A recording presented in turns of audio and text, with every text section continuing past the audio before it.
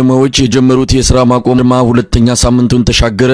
ሙሉ በሙሉ ሥራ ማቆም መካሄድ ከጀመረ ደግሞ ዛሬ 12ኛ ቀኑን ይዟል። በርካታ የጤና ተቋማት በመላው ሀገሪቱ በሥራ ማቆም አድማ ውስጥ ናቸው። የከፊል ሥራ ማቆሙ ወደ ሙሉ ከተሻገረ በኋላ በአብይ አህመድ አገዛዝ በኩል መጠነ ሰፊ የማዋከብ የማሰርና ከሥራ የማባረር እርምጃ እየተወሰደ ይገኛል። የጤና ባለሙያዎቹ ንቅናቄ ከቅርብ ጊዜ የኢትዮጵያ የፖለቲካ ክስተቶች በግንባር ቀደምትነት የሚጠቀስ ነው። ዘርና ቋንቋ፣ ብሔርና ሃይማኖት ሳይገድበው በአራቱም የኢትዮጵያ ማዕዘናት አንድ አይነት ድምጽ ማስተጋባት የተቻለበት ስኬት በተለይ በብሔር ፖለቲካ መከራዋን እየበላች ባለች ሀገር የማይታሰብ ቢመስልም የኢትዮጵያ የጤና ባለሙያዎች የማይታሰበውን እውን አድርገው የገዢዎችን መንደር በፍርሃት ንጠውታል። 12 ጥያቄዎችን ይዘው በዋናነት የሙያ ክብርን የሚጠብቅ መሰረታዊ ፍላጎቶችን ለማሟላት የሚያስችል በቂ ክፍያና የሥራ ሁኔታ እንዲፈጠር በመጠየቅ የተጀመረው ንቅናቄ ሌሎች የህብረተሰብ ክፍሎችንም እያነቃቃ ይገኛል።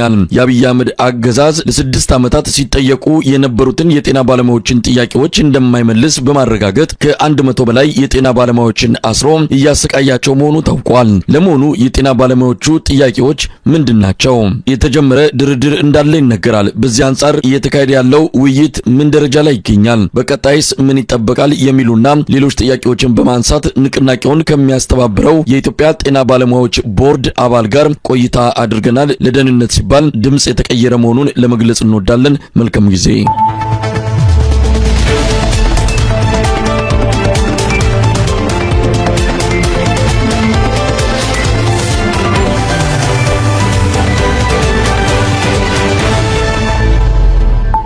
በጣም አመሰግናለሁ።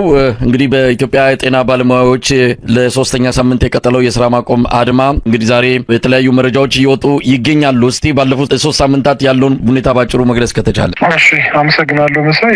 ያለፉት 3 ሳምንታት እንግዲህ በጣም ከበድ ያለ በብዙ አወዛጋቢ ሁነቶች ያለፈ ሳምንታትን አሳልፈናል። ያው ባለሙያው በብዙ ማስፈራራት፣ በብዙ ዛቻ እንዲሁም በእስር ላይ የሚገኙ ጓደኞቻችን አሉ እና እንደዚህ አይነት ሁኔታ እያሳለፍን ያለ ነው። ለጤናው ሲስተምም ለባለሙያውም እንዲሁም ለማህበረሰቡም ጥሩ ያልሆነ ሳምንታቶች ናቸው። ኢንፋክት ይህንን ነገር የወሰንነው ወደን አይደለም፣ ተገደን ነው። ለአንድ ወር ያክል እንዲወያዩ፣ እንዲመጡ፣ ጥያቄው ምላሽ እንዲያገኝ አትሊስት ወደ ጠረጴዛ ዙሪያ እንድናመጣ ብዙ ጥረቶችን ስናደርግ ቆይተናል። ነገር ግን ያን ማድረግ ባለመቻሉ ተገደን ወደማንፈልገው ስራ ማቆም ውስጥ የገባንበት ሁኔታ ነው ያለው እና አሁን ላይ ያለው እንደዚህ አይነት ሁኔታ ነው ያለው። የጥያቄዎቻችሁን እንደው ለመጀመሪያ ጊዜ ይህንን ፕሮግራም የሚያዳምጡም ካሉ ጥያቄዎቻችሁ ምንድን ነው? ላለፉት 6 ዓመታት ጠይቁት የነበረ ነው። ዛሬ እንደ አዲስ የተነሳ እንዳልሆነ ይታወቃል። ምናልባት 6 ዓመት የቆየ ጥያቄ ነውና ምንድናቸው ጥያቄዎቻችሁ? ጥያቄዎቻችን እውነት ለመናገር በጣም ግልጽ እንደው ከነመፍትሄ ሀሳብ ጭምር ያቀረብናቸው ጥያቄዎች ናቸውና ዛሬ ያው ብሶት ወልዶት ወደፊት ወጣ እንጂ ላለፉት 6 ዓመታት ሲጠየቁ ይኑሩ እንደው በብዙ እውቅ በሚባሉ አገር ውስጥ ባሉ እንደው ከአገር ውጭ የሚኖሩ ሐኪሞችም ጭምር የሚያነሱት አይነት ጥያቄ የነበረው ሰው የባለሙያው ጥያቄ መሰረታዊ ጥያቄ የመኖር ጥያቄ ነው። ይህ ማለት የመብላት ወጥቶ የመግባት ልጆቹን የማስተማር ብዙ ዓመት እንደለፋ እንደ አንድ ባለሙያ ከልጅነቱ ጀምሮ እንዲሁንልኝ እያለ ቤተሰቡን እንዳሳደገው እንዳንድ ባለሙያ ነው መሆን እንድንፈልገውን ሆነ መሆን በምንፈልገው ልክ መኖር የማንችልበት ሁኔታ ላይ የደረስነው እና መብላት ነው ያልቻልነው፣ ልጆቻችንን ማስተማር ነው ያልቻልነው። እንደው ልጆቻችን የሚፈልጉትን ሳይሆን አትሊስት የሚያስፈልጋቸውን ማድረግ የማንችልበት ቤዚክ ኒዳቸውን ማሟላት የማንችልበት ስቴጅ ላይ ስለደረስን ነው አሁን ላይ ወደዚህ አይነት ውሳኔ መግባት የቻልነው። ጥያቄዎቻችን 12 ናቸው። 12ቱ ጥያቄ ሰመራይዝ ሲደረግ ወደ አንድ ላይ ይመጣል። እሱም መጽሐፍ እንግዲህ በመጽሐፍ ቅዱስም ሊሰራ የማይወድ አይብላ ነው የሚለውና እየሰራን ያለን ሰዎች አትሊስት እንድንበላን ነው የሚል አይነት ይዘት ያለው ጥያቄ ነው። ጥያቄዎቻችን ሁሉም ማህበራዊ ሚዲያዎቻችን ላይ አጋርተናል። እንደው ማህበረሰቡ ከዛም ማግኘት ማንበብ ይችላል። በጣም ቅንጦት ሳይሆን ቤዚክ የሚባሉ መሰረታዊ የሚባሉ ነገሮችን ነው የጠየቅነው እና ይህንን ይመስላል። እንግዲህ የዛሬ 6 ዓመት ጥያቄዎቻችሁን ስታነሱ የነበረው የኑሮ ሁኔታ ይታወቃል። አሁን ከ6 ዓመት በኋላ ጥያቄዎቻችሁ ተመሳሳይ ነው። ነገር ግን የኑሮ ሁኔታው በብዙ እጥፍ የጨመረበት ያኔ ስጠይቁ የነበረው የዳቦ ዋጋ፣ የነበረው የቤት ኪራይ ዋጋ፣ የነበረው የእያንዳንዱ መሰረታዊ ዕቃዎች ዋጋ አሁን በ3 እና በ4 እጥፍ ጨምረዋል። ስለዚህ አሁን ላይ ጥያቄዎቻችሁ አልተቀየሩም። እንደውም የበለጠ ያኔ ከምትጠይቁት በላይ አሁን ያለውን ኑሮ መቋቋም የማያስችል ሁኔታ መፈጠሩን ተከትሎ ጥያቄዎቻችሁ በፊት ከነበረው ተቀይረው የመጡበት ሁኔታ አለ። አይደለም? ኢንፋክት ይዘቱ አንድ አይነት ነው። የጥያቄው ዲግሪ ሊለያይ ይችላል። እውነት ለመናገር 6 ዓመት አይደለም 2 ዓመትና 3 ዓመት ወደኋላ ብንሄድ የኑሮ ሁኔታው ኦልሞስት ከ200 በላይ ፐርሰንት በላይ ጨምሯል ዲስ ማለት ነው። እና ይሄ ደሞዝ ይጨመር አይደለም ባይተወይ መሰረታዊ ጥያቄያችን ደሞዝ ይጨመር ብቻ አይደለም። አትሊስት የዛሬ 6 ዓመት ሲከፈለን የኖረው ደሞዝ ሊያኖረን በሚችል ልክ መኖር አልቻልንም ነው አሁን ላይ እየጠየቅን ያለ ነው። እና ያ ደሞዛችን እዛው ጋር ያለው ኑሮ ግን 200 ምናምን እጥፍ ጨምሯል በዚህ ሰዓት ማለት ነው። ስለዚህ የጥያቄው ይዘት ልዩነት አለው ብዬ አላምንም በግሌ። ጥያቄው ያኔም የጠየቅነው ሊያኖረን በሚችል ልክ ይከፈለን ነው። ቅንጦት አልጠየቅንም ያኔም ቢሆን፣ አሁንም ቅንጦት አልጠየቅም። ግን ቤዚክ ነገሮቻችን ይሟሉልን። አንድ ሐኪም የሚገርም መሰለኝ አንድ ሐኪም እኮ አዲስ አበባ ውስጥ ሲኖር እንደው አዲስ አበባ ባለው እንኳን ምሳሌ ልስጥና 20 ምናምን ዓመት ተምሮ ወጥቶ ሮዙ ሳይጣራ ያለው ደግሞ 10,600 ብር ነው። ተጣርቶ የሚደርሰው 8,000 አካባቢ እንደዛ ነው። እና አንድ ሐኪም 8,000 ብር ደሞዝ እየተከፈለው ቤት ኪራይ አዲስ አበባ ውስጥ ያለው ይታወቃል። ሰው ቤት ኪራይ መክፈል የማይችልበት መብላት እንኳን የማይችልበት እንደው በቀን 3 የሚሆነው ቀርቶ በቀን 1 እንኳን መብላት የማይችልበት ደረጃ ላይ ደርሷል በዚህ ሰዓት ነገር። እና እዚህ ነገሮች መሆን የለባቸው። ማህበረሰባችንን በቅንነት እናገልግል፣ ጥራት ያለው የሕክምና አገልግሎት እንስጥ እያለን እየጠየቅን ባለንበት ሁኔታ ነው እንግዲህ እንደዚህ አይነት አስቸጋሪ ሁኔታዎች እየተፈጠሩብን ያሉትና ያለው ነገር የእናንተ የሐኪሞችን በተለይም በዶክተር ደረጃ የምትጠቀሱ የሕክምና ባለሙያዎችን ደሞዝ ነው እየገለጽክልን ያለው። ከዛ በታች ደግሞ የሚያገኙ የጤና ባለሙያዎች አሉ። ምናልባትም በ3,000 እና 4,000 ብር ደሞዝ የተቀጠሩ የላቦራቶሪ ቴክኒሻን ወይም ደግሞ ነርስም ሊሆን ይችላል። ሌላም የጤና ባለሙያ አሁን ከተጠቀሰው ደሞዝ በታች በከፍተኛ ደረጃ ችግር ውስጥ እንዳሉ የሚታወቅ ነውና አንዳንድ ጊዜ የእናንተ ብቻ ደሞዝ እየተጠቀሰ በተወሰነ ደረጃ ነገሩን ክብደት ላለመስጠት የሚፈልጉ የስርዓቱ ሰዎችም ይህን ያህል ማግኘት ከቻላችሁ ከስራ ከአገሪቱ አቅም በላይ ነው የምትጠይቁት የሚልም ነገር ያነሳሉ። ለማንኛውም አገሪቱ በአቅሟ መክፈል ስላልቻለች ነው ወይስ ለምንድን ነው እናንተ በዚህ ደረጃ የሕክምናን ክብር በሚነካ መልኩ ኑሯችሁ ከድህነት ወለል በታች እንዲሆን የተፈረደው? አገሪቱ መክፈል ስለማትችል ስለምንድን ነው? ይሄ ነው የሚባል ክሊር ከት የሆነ መልስ ማግኘት እንፈልጋለን። እኛም ይሄንን መንግስት ነው ልናገኝ የምንችለው። ምክንያቱም አንዳንድ ጥናቶችን ለማካሄድ ሞክረን ነበር። ይህንን ነገር ከመጀመራችን በፊትም ከጀመርንም በኋላ ጥናቶችን እያየን ነበር። ሀገራችን ላይ ያው አይኤምኤፍም ወርልድ ባንክም አንዳንድ ዳታዎች ያወጣሉ። ሶ በጂዲፒ ከኛ የሚያንሱ ሀገራት የሚከፍሏቸው አማውንት እና እኛ ሀገር እየተከፈለን ያለው የሰማይና የምድር ያክል ነው። ትናንሽ የሚባሉ ምስራቅ አፍሪካ ላይ ያሉ ሀገራት እንደው ወደ ምዕራቡ ወደ ደቡብ አፍሪካ ምናምን አንሂድና እዚሁ ምስራቅ አፍሪካ ላይ እንደው ሳብሳሃራን አፍሪካ ላይ ያሉ ሀገራትን ወስደን እንኳን ብናይ በምንም አይነት ሚንስ ሊመጣጠን የማይችል አይነት ክፍያ ነው ያለው። እንደው በጂዲፒ እንኳን ብዙ ምንለይ ትንሽ የምትባለው ደቡብ ሱዳን ብንወስዳት የምትከፍለው ክፍያ ከኛ ሀገር ጋር ሲታይ ምንም ነው የማይገናኙ። ኬንያን ብንወስድ በጣም በብዙ እጥፍ ነው። አንድ ምሳሌ ለማንሳት ያክል ኬንያ አይ ቲንክ 2023 አካባቢ እንደዛ ሰልፍ ወጥቶ ነበር ደሞዝ ይጨመርልን ብለው። እነሱ የወጡት $1,500 ፐር መንዝ እየተከፈላቸው ነው ያን የወጡት። እና በዚህ ሰዓት እኛ ጤና ባለሙያው የሚያገኘው $60 ነው እየተከፈለው ያለው። ሶ እኔ አቅም ስላጠረን አይመስለኝም። ኮሚትመንት ይፈልጋል። አንዳንዱ ነገር ኮሚትድ ከሆንን ማድረግ የማይቻል ነገር አለ ብዬ እኔ አላምንም። ምክንያቱም እድገት እየመጣ እንደሆነ በሚዲያም በምንም እየተነገረን ያለው። ሶ ሀገራችን ላይ እየበለጸገች እንደሆነች ይነገረናል። የምናየው ነገር አለ እውነት ለመናገር ሰው ከዛ ተካፋይ እንድንሆን ነው እያልን እየጠየቅን ያለ ነው። እና ከጂዲፒያቸው አንጻር ተነጻጽሮ እኩልና ከኛ በታች ካሉ ሀገራት ያነሰ ክፍያ አይገባንም የሚል ጥያቄ ያለው። ስለዚህ የመክፈል አቅም አንሶ አይመስለኝም። የግል አስተያየቴ ነው። ምንድነው ኮሚትመንት የመንግስት አካላት ጋር ያለው የኮሚትመንት ጉዳይ ካልሆነ በስተቀር የአቅም እጥረት ቁርጠኛ መሆን ለመመለስ ፈቃደኛ የመሆን ካልሆነ በስተቀር የአቅም እጦት ወይም እጥረቱን ለመውሰድ ያዳግተኛል። እንግዲህ ወደ አጠቃላይ አሁን ስላለው ሁኔታ እመለስበታለሁ። እንደው ንቅናቄያችሁን በተመለከተ ኢትዮጵያ ባለው አጠቃላይ የፖለቲካ ጭቆና ምክንያት ኢትዮጵያውያን ባለው የብሔር ልዩነትም እንደዚሁ አንድ የጋራ አጀንዳ የላቸውም። በጋራ የሚያሰባስባቸው ጉዳይ የለም። የዳቦም የሰላምም ጉዳይ ኢትዮጵያውያንን በአንድ ቋንቋ በአንድ መድረክ ላይ አሰልፎ ድምጽ እንዲያሰሙ ሊያደርጋቸው አይችልም ብለው ብዙዎች ተስፋ በቆረጡበት ሰዓት ነው እናንተ በዚህ ጉዳይ ላይ በአንድ ጉዳይ ላይ ከፖለቲካ ውጪ በሆነ ይሄ ጥያቄን ይዛችሁ የዘር የሃይማኖት ልዩነት ሳይፈጥር በአራቱም የኢትዮጵያ አቅጣጫዎች አንድ አይነት ድምጽ እንዲሰማ እያደረጋችሁ ያላችሁ፣ እንዴት ይሄንን የነበረውን ጥላ ገፋችሁ የነበረውን ግድግዳ ተሻግራችሁ አንድ አይነት ድምጽ ልታሰሙ ቻላችሁ? ምን መሰለህ መሳይ፣ ይሄ ጉዳይ የጋራ ጉዳይ አለን፣ የጋራ አጀንዳ ያለን ያሰባሰበን አንድ ነገር ነው። ባይ ዘ ወይ የተሰባሰብነው ኢትዮጵያ በምትባል ጥላ ስር ነው የተሰባሰብነው። ያሰባሰበን ደግሞ ሕክምና ወይም ጤና የሚባል ፕሮፌሽን ነው። ስለዚህ እዚህ ውስጥ የተሰባሰብን ሰዎች ለአንድ ዓላማ የተሰባሰብን ሰዎች ነገር ግን የተለያየ ባክግራውንድ ያለን በፕሮፌሽንም የተለያየ ባክግራውንድ፣ በሃይማኖት፣ በብሔር፣ በቋንቋ የተለያየ ባክግራውንድ ያለን ሰዎች ነገር ግን ኮመን አንደርስታንዲንግ ያለን ሰዎች ነው። ልዩነት የለ አይደለም። በነገር ላይ ልዩነቱን በማጥበብ ነው እዚህ ጋር መድረስ የቻለውና ይሄ ጉዳይ በሌላውም ዘር ሊለመድ ይገባል ብዬ አስባለሁ። ስለዚህ ኮመን አንደርስታንዲንግ ስላለን ኮመን ፕሮብሌሞች ስላሉን እዛ ላይ ብቻ ተመስርተን ነው ስንንቀሳቀስ የነበር ነው። ማንንም ስለማንነቱ አይጠይቅም። በጣም የሚገርም አንተዋወቅም። ብዙዎቻችን ይህንን ሙቭመንት የምንመራ ሰዎች አንተዋወቅ፣ አብዛኛው በአካል ተገናኝተን የማንተዋወቅ፣ በስሜ የማንተዋወቅ ነገር ግን አንድ ዓላማ ያገናኘን ሰዎች ነን እና እሱ ነገሮችን በደንብ አቆሎናል ብዬ አስባለሁኝ። ያለፍንበትን መንገድ ይህን ነገር እንድናደርግ ያስገድናል። ሜዲካል ስኩል ላይ ስንቆይ ብዙዎቻችን ረጅም ዓመት አብረን ስለምናሳልፍ ከባክግራውንዳችን ከመጣንበት አካባቢ ይልቅ አብረን መቆየታችን ብዙ ነገር ሼር እንድናደርግ ረድቶናል ብዬ አስባለሁኝ እና ያ ነገር እንደ አንድ ጥሩ ጎን አየዋለሁ። አሁንን ለመናገር በዚህ አጋጣሚ አድናቆትንም ለመግለጽ ነው።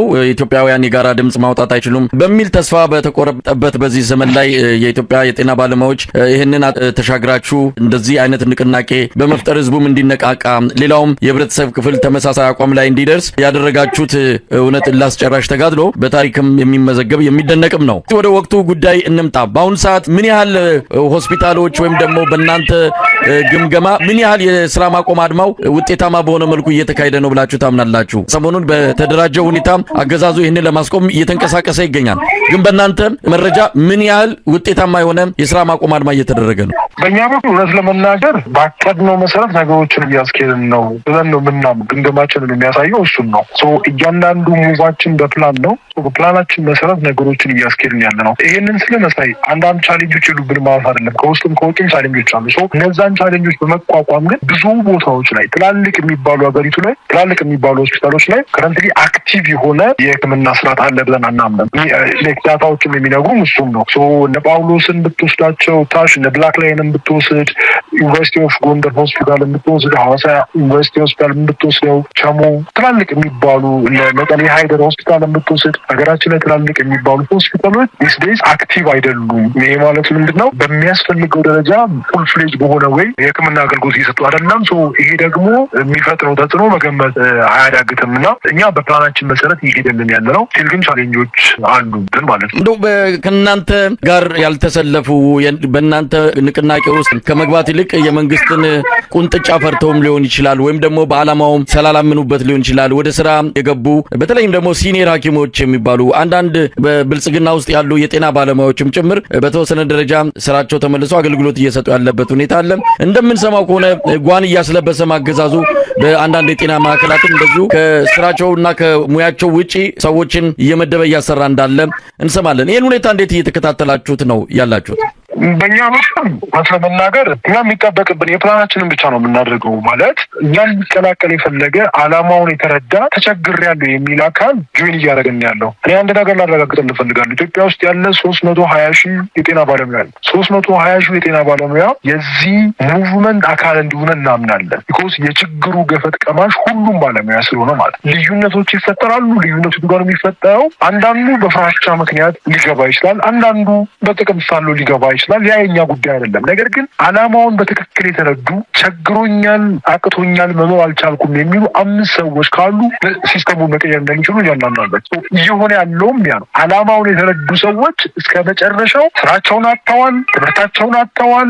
ነገር ግን ስቲል ሙቭመንቱን እየደገፉ ያሉ በጣም ብዙዎች አሉ። ይህን ስንል ሁሉም ሲኒየር ሐኪም ችግር አለበት ያለ አይደለም። ሲኒየር ሐኪሞች የገቡ አሉ፣ ኢንፋክት ምንም ጥያቄ የለውም። ነገር ግን ስቲል ደግሞ ገብተውም ከኛ ሳይድ የሆኑ አሉ። ያፕሪሺየት ዳት የተለያየ ጫና እንዳለባቸው እናምናለን። ጫናዎች ይኖሩባቸዋል እና እንደው እኛን ያስተማሩን እኮ ጠያቄ እንድንሆን ጥያቄዎቻችንን ይዘን ወደፊት እንድንወጣ ነው ያስተማሩን እነዛ ሲኒየር የሚባሉ ሐኪሞች ሌሎች ፕሮፌሽናሎችም እና ያንን ነገር እንድናደርግ አስተምረዋል። ዛሬ ላይ ቫሊያቸውን ልናወርድ አይገባም። ረድተውናል፣ እየረዱንም ያሉት በተለያየ አጋጣሚ ወይም በተለያየ ምክንያት ሪትሪት ያደረጉ ወደ ላይ ተመለሱ አሉ። እነሱ ነገሩ ሲገባቸው ሊመለሱ እንደሚችሉ እናምናለን። ኤኒታይም ጆይን ሊያደርገን ፈቃደኛ የሆነ አካል ልንቀበል እጃችን በራችንም ክፍት ነው።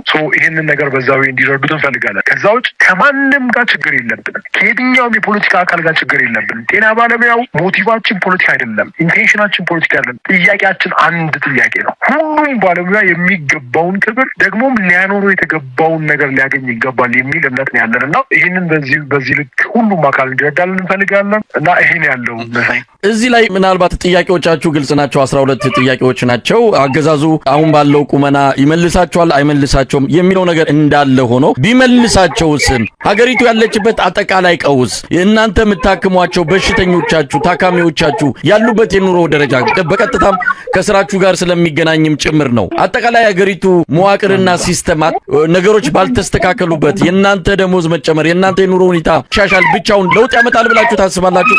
ነገ ከነገ ወዲያ ተነስቶ ጥያቄውን መልሳለሁ ቢል ያ የእናንተ ጥያቄ የእናንተ እንቅስቃሴ ንቅናቄ የመጨረሻው ነው ማለት ነው? ኢንፋክት ጥያቄዎቻችንን በደንብ ማየት ይጠይቃል። የኛ ጥያቄ የደሞዝ ጥያቄ ብቻ አይደለም። ቅድም እንዳልኩ 12 ጥያቄ ነው። 12ቱ ጥያቄ ብዙ ነገሮች አሉት። የጤናው ሲስተም የስትራክቸር ችግር አለበት ብለን እናምናለን።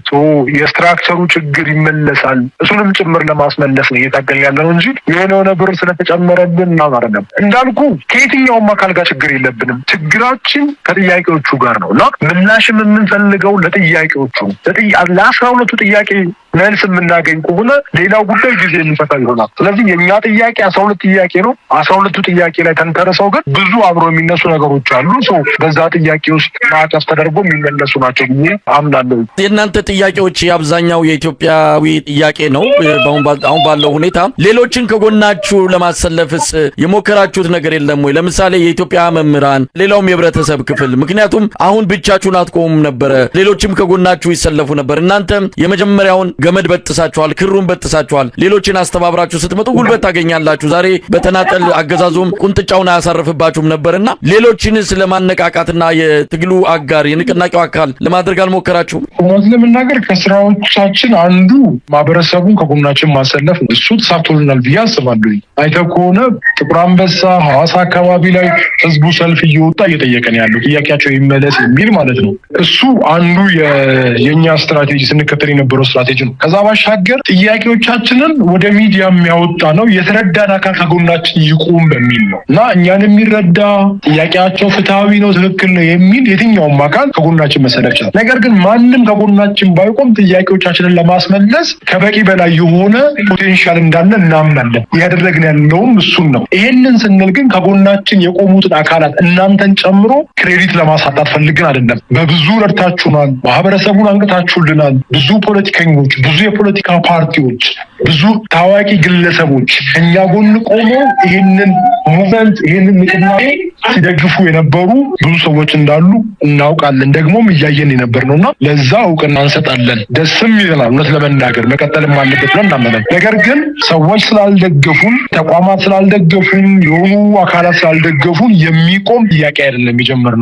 ማንንም ተማምና አይደለም የተነሳ ነው። እውነት ለመናገር አይኖ ኢትዮጵያ ህዝብ ጥያቄያችንን ሲረዳ ከኛ ጎን እንደሚቆም እናምናለን። እያደረገም ያለው ደግሞም ይቀጥላል። እናንተም ልክ እንደዛው ማለት ነው። ከዛ ባሻገር ግን ብዙ ስራዎችን እየሰራን ያለ ነው። በሚዲያውም በኩል ሊሆን ይችላል፣ በሌላውም በሶሻል ሚዲያ እንዲሁም ባሉን ፕላትፎርሞች ሁሉ ይህንን ለማድረግ እየሰራን ያለ ነውና ዌልካሚንግ ነው በእኛ በኩል ያለው የመጣውን ለመቀበል ዝግጁ መሆናችንን ለማሳወቅ እወዳለሁ። አሁን ያላችሁበት ሁኔታ ምን ይመስላል? እንግዲህ ድርድርም እየተደረገ ነው የሚል መረጃ እንሰማለን።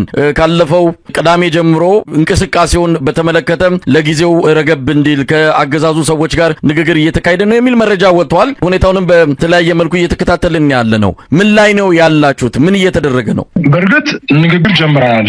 ሃየር ኦፊሻልስ ጋር ንግግር ጀምረናል። ከሚኒስቴር ዴታዎች ባሉበት አማካሪዎቻቸውና ሌሎችም ባለስልጣናት ባሉበት ንግግር ጀምረናል። ፈርስት ራውንድ ቶካችንን ያለፈው ሳምንት አርብ አድርገናል እና ኢት ዋዝ ፕሮዳክቲቭ ነው ብለን የገመገምነው። በእኛ ግምገማ ቁጭ ብሎ ለመነጋገር ፈቃደኛ መሆናቸው እንደ አንድ ጥሩ ጎን እናያለን። ምንም ጥያቄ የሌለው ማለት ነው። ቢኮዝ ያነሳናቸው ጥያቄዎች በንግግር ብቻ ሊፈቱ የሚችሉ ጥያቄዎች ናቸው። የትኛውም ጥያቄ በእስር በእንግልት ምናምን ሊፈታ የሚችል ጥያቄ አይደለም። እኛ ጥያቄ ከነ ሶሉሽኑ ያቀረኑ ጥያቄ ስለሆነ ኢቭን ታይም ፍሬም ሁላ ሰርተንለት ያስቀመጥነው በእነሱ በኩል ሞዲፊኬሽን ብቻ የሚፈልጉ ናቸው። ሶ ፈርስት ራውንድ ቶካችን ላይ ፕሪኮንዲሽኑ ላይ ብቻ ነው ያወራነው፣ ቅድመ ሁኔታዎች ላይ ብቻ ነው ያወራነው። 12ቱ ጥያቄ ምንም የተነሳ ነገር የለም። በእኛ በኩል 4 ቅድመ ሁኔታዎች ያስቀምጠናል። ከቅድመ ሁኔታዎቻችን መካከል አንዱ የታሰሩት እንዲፈቱ፣ ከስራ የተባረሩ ወደ ስራ እንዲመለሱ፣ ማስፈራሪያው ምናምን ነገር ከባለሙያው ላይ እንዲቆም የሚል ፕሪኮንዲሽን ነው ይዘን የቀረብነው። ከነሱ በኩልም ልክ እንደዛ ፕሪኮንዲሽኖች ይኖራሉና የመጀመሪያው ዙር ውይይታችን እዛ ጋር የነበረው ከዚህ በኋላ በምን ወይ ይቀጥላል ያው ጊዜ የሚፈታው ስለሚሆን እሱን ነገ ተነገ ወዲያ አዲስ ነገር ይሆናል ብለን ተስፋ እናደርጋለን።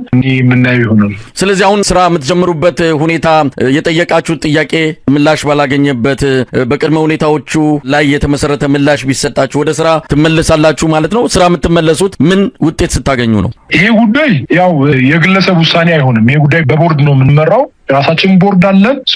በቦርዱ ውሳኔ የሚሆን ነው የሚሆነውና ቦርዱ የሚወሰነውን ውሳኔ ደግሞ ኦፊሻሊ በሚዲያዎቻችን እያሳወቀን የምንሄድ ነው የሚሆነው። ከአገዛዙ በኩል የምናያቸው እንቅስቃሴዎች ጥያቄውን ለመመለስ ቁርጠኛ እንዳልሆኑ የሚያሳዩ በርካታ ነገሮች አሉ። ምናልባት ወይዘሮ አዳነች አቤቤ አዲስ አበባ ጤና ባለሙያዎችና መምህራንን ሰብስባ የተናገረችው መደለልና እንደዚሁ መሸንገል ካልሆነ በስተቀር በዚህ ሁኔታ ጥያቄውን ለመመለስ የሚያስችል ምንም አይነት ቁርጠኝነት እንደሌለ በብዙዎች ዘንድ እየተገለጸ ነው ያለው። አብይ አህመድም እንደዚሁ በይፋ በገለጸው መልኩ በስም ባይጠቅሳችሁም ይህ አይነት የሆድ ጥያቄ የሚያነሱ ራይ አልባ ናቸው፣ ራይ የላቸውም በሚልም ዘለፋ ያከለበት ምላሽ ነው የሰጠው። ባለፈውም በተመሳሳይ የእናንተን ጥያቄ በተመለከተ ተነጋግሮ ያለው ነገር አሁን ድረስ ለጥያቄዎቹ ምላሽ ለመስጠት ዝግጁነት እንደሌለ ካገዛዙ የሚያሳዩ ናቸው። ተስፋ ታደርጋላችሁ ጥያቄዎቻችን በዚህ አገዛዝ ይመለሳል ብላችሁ? ኢንፋክት ምንም ጥያቄ የለውም። እኛ እንደዛ ነው የምናምነው። የጠየቅነውም ለዛ ነው። መልስ እናገኛለን ብለን ስለምናምን ነው የምንጠይቀውና እውነት ለመናገር ትናንትና በነበረው ስብሰባ ላይ ያው አንዳንድ ነገሮችን ለመስማት ሞክረናል። እየሰማን የነበር ነው እና እኛ የጠየቅነው እውነት ለመናገር አንዳንዱ የፖሊሲ ሞዲፊኬሽን የሚፈልጉ ፌዴራል መንግስት በኩል የሚመለሱ በሕዝብ ተወካዮች ምክር ቤት ምናምን የሚመለሱ ጥያቄዎች ናቸው እና በየክልሉ የሚገኙ አካላት የሚያነሱትን ነገር ያው ብዙም እንደ እንትን ላናየው እንችላለን። ምክንያቱም ጥያቄያችን ዳይሬክትሊ ግልባጩንም ስንሰጥ አይታችሁታል። በዛ ልክ ነው የሰጠነው እና ምንም ሊነሳ ይችላል፣ ምንም ሊባል ይችላል። ጥያቄ ሲነሳ ሁሌ ፖዚቲቭ ነገር አጠብቅም እውነት ለመናገር እና ጥያቄዎቻችንን ግን ለማስመለስ በህግ አግባብ የሚያስችለውን ሁሉ ለማድረግ ዝግጁ ነን። እኛ የህግ ባለሙያዎቻችንም ስላሉ እነሱን ኮንሰልት እያደረግን ረጅም ርቀት ለመሄድ ዝግጁ ነው ያለነውና ምንድነው የሚሆነው ካልከኝ አንዳንዱ ነገር አንፕሬዲክተብል ነው ማለት ይሄ ነው ብለን መገመት አንችልም ዛሬ ላይ ቆመን። ነገር ግን የመጀመሪያውን ውይይት እንደ መልካም አጋጣሚ እናየዋለን፣ እንደ ጥሩ ጎን እናየዋለን። ከዛ ተነስተን ግን ጥያቄዎቻችንን ይመልሳሉ ብለን እናምናለን። መቼ ይመለሳል፣ በምን ሁኔታ ይመለሳል፣ ባይመለስ ምን ሊሆን ይችላል የሚለው ጉዳይ ያው አነጋጋሪ ሆኖ እንዳለ ሆኖ ማለት ነው እና ጥያቄዎቻችን ይመለሳሉ የሚል እምነት ነው ያለን። ከሞራል አንጻር የተነሳም ጥያቄ አለ። የሰራችሁ ጠይቁ፣ እንዴት የኢትዮጵያ ሕዝብን የጤና ስጋት በሚፈጥር መልኩ ስራ አቁማችሁ የአይነት አደጋ ትፈጥራላችሁ በሚልም የሞራል ጥያቄ አንስተው የፖለቲካ ፓርቲዎች ከብልጽግና የተጠጉት ጭምር ነው እንዲህ አይነት ጥያቄ ያነሱትና ከዚህ አንጻር የሚጸጽታችሁ ነገር አለ? ባደረጋችሁት በምታደርጉት ነገር በተፈጠረው ነገር ኃላፊነት ከመውሰድ አንስቶ የሚጸጽታችሁ ነገር አለ? በእኛ በኩል እውነት ለመናገር እንደ ጸጸት አይደለም የምንቆጥረው። ቢኮዝ ስራ ማቆሙን ከኛ የመጣ አይደለም። የኢትዮጵያ ሕዝብ እንደሚገነዘበው እናንተም እንዳያችሁ ሶሻል ሚዲያ ላይ ስራ እናቁም አላለም። ስንጀምርም ስራ ለማቆምም አይደለም የጀመርነው። ጥያቄ ያለን ጥያቄ ይመለስልን ነው። ጥያቄ ያለን ቁጭ ብለን እንነጋገር ብለን የጀመርነው። ስለዚህ በዚህ ቀናቶች ውስጥ ልታነጋግሩን ፍቃደኛ ማትሆኑ ከሆነ ልትመልሱልን ፍቃደኛ ማትሆኑ ከሆነ ሳንበላ መኖር ስለማንችል ስራ ለቀን ደግሞ እንሞክረው። ስለዚህ ስራ ለመልቀቅ እንገደዳለን ብለን የጀመርነውና ሁይዝ ሪስፖንሲብል ማን ነው ተጠያቂው ብለህ ከጠየቀኝ መንግስትና የመንግስት አካላት ለዚህ ጉዳይ ተጠያቂዎች ናቸው። በይበልጥ ደግሞ ጤና ጥበቃ ሚኒስቴር እኛ አንደር ዘ አምብሬላ ኦፍ ሚኒስትሪ ኦፍ ሄልዝ ነው ያለነው።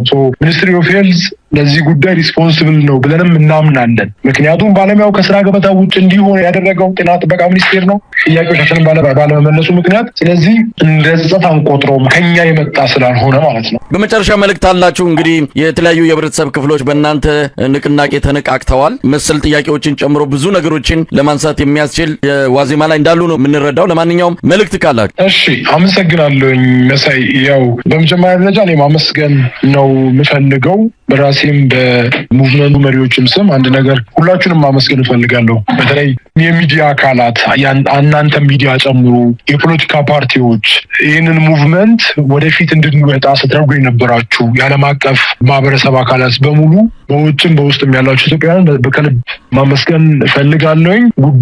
ጉዳያችን ነው ብላችሁ ስትረዱን የነበራችሁት ሰው ከዚህ በኋላ እንደምትረዱ አልጠራጠርም። ከዛ ባሻገር ለመንግስት አካላት መልዕክት ማስተላለፍ እፈልጋለሁ። ዋካችሁ ባለሙያው መታሰርም አይፈልግም፣ ህዝቡን ማገልገል ነው የሚፈልገው። እኛ ህዝብ ማገልገል ነው የምንፈልገው። የተማርነውም በህዝባችን ሀብት ገንዘብ ነው። እናገለግልም የምንፈልገው ህዝባችንን ነው። ከዛ ባሻገር ከሀገር መውጣትም አንፈልግም። ብዙ ጓደኞቻችን ብዙ እህቶቻችን ከሀገር እየተሰደዱ ነው ያሉትና ስደት ይብቃን። ሀገራችን ላይ ያስተማረንን ደሃውን ማህበረሰብ እናገልግል፣ ያስተማረንን ማህበረሰብ እናገልግል የሚል ጥያቄ ነው ያለው። መንግስት አካላት እንዲሁም ጥያቄዎቻችን አግባብ ባለው መልኩ በጣም በፈጠነ እንድትመልሱልን ስል መልእክቴ ማስተላለፍ እወዳለሁ። መሳይ ከልብ አመሰግናለሁ።